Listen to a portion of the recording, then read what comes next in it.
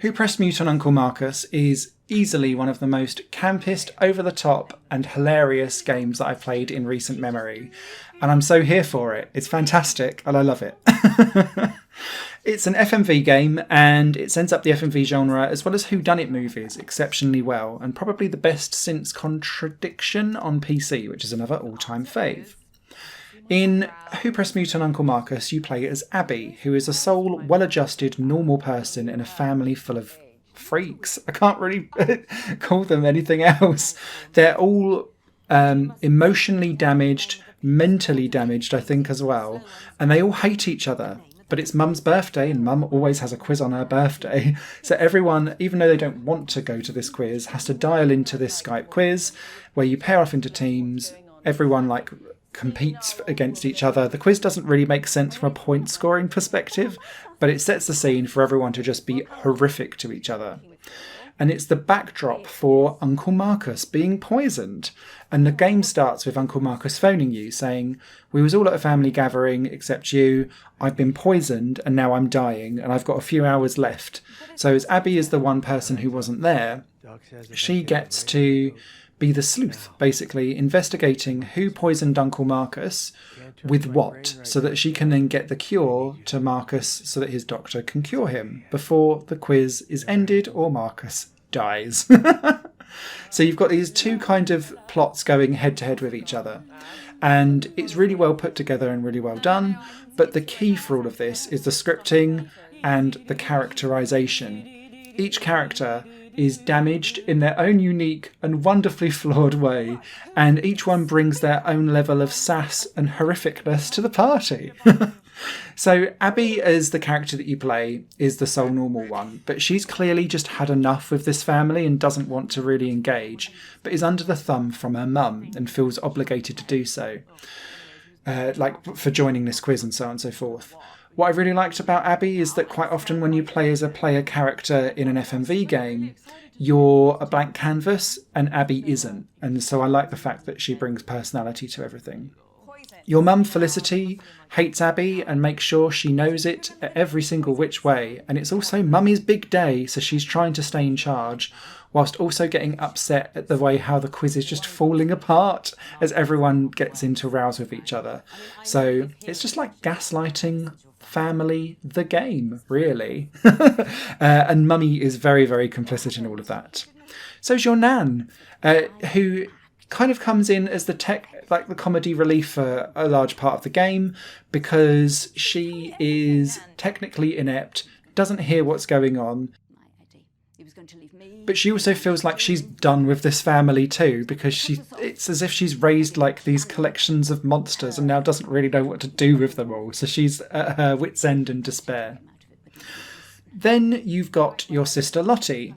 Lottie is an it girl who wants to be a pop star and is so self-absorbed and up her own arse, but in a kind of contrary way that just makes her quite infectiously adorable and funny, and that could have been a character that was very one note, but actually the actress brings an awful lot to that role, so that she's quite clumsily adorable at the same time, whilst being absolutely you want to slap her around the face at every which way you turn to. She's probably the most savable of the lot, to be fair.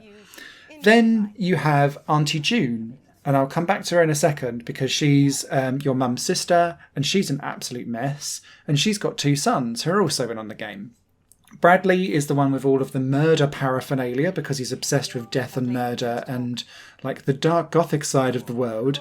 And I felt like he was probably the most underdeveloped character of the lot, and I wish that there was a little bit more for him there. Toby is the other brother, and he was clearly the unloved one in that family, because he's gone off to try and cover himself in glory with philanthropy, but actually he's just a terrible person, doesn't commit to anything, is busy lying to everyone, and doesn't follow through on his main goals and objectives. The best is for last though, and it's Auntie June. If ever there is a character that is just horribleness personified. It's Auntie June, and it's such a glorious character. She's got some of the best lines in the game. She's vindictive, spiteful. She's one of those people who will try and hurt you first because she assumes that everyone's going to hurt you back just automatically, so she might as well get in there first and try and rule the roost. She's an absolute drunk, so she's pissed throughout the entire game. And yeah, she just goes around systematically being abusive to everyone.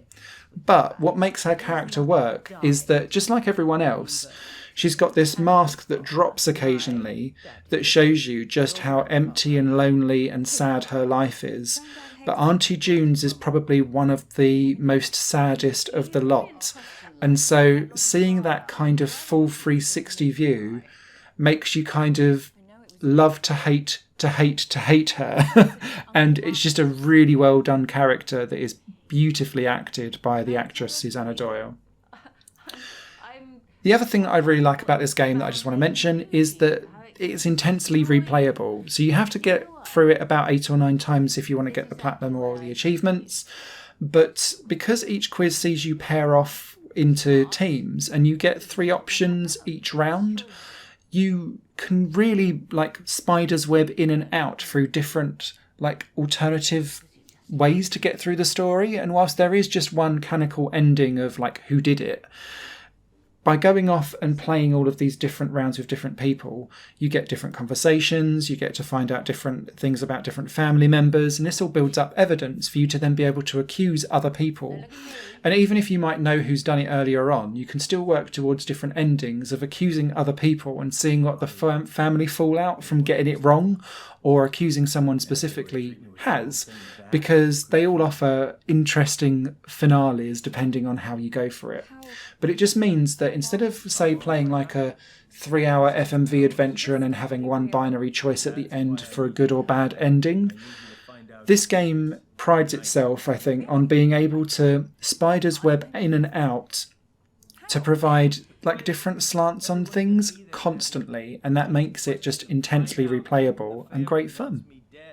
So yeah, this is an absolute cult classic in the making. I think in years to come, this game will only garner a bigger and bigger reputation. I do think it's got the potential to launch some gay icons, if I'm perfectly honest. There's plenty of there that will stand with Auntie June, I'm sure. So yeah, great fun, absolutely hilarious, love it to bits. I will champion this game to anyone. Written review will be over on highplayinggames.com. If you love FMV adventures, grab this one now. Higher Plane Games is part of the Higher Plane Network, a completely independent media outlet supported by people like you. The goal is to create the best possible content that cultivates a richer indie scene for games as well as music and entertainment. To find out more and to get involved, visit patreon.com/higherplane network. Your support makes all the difference, and in return you'll gain access to bonus content and downloads. Thank you for watching.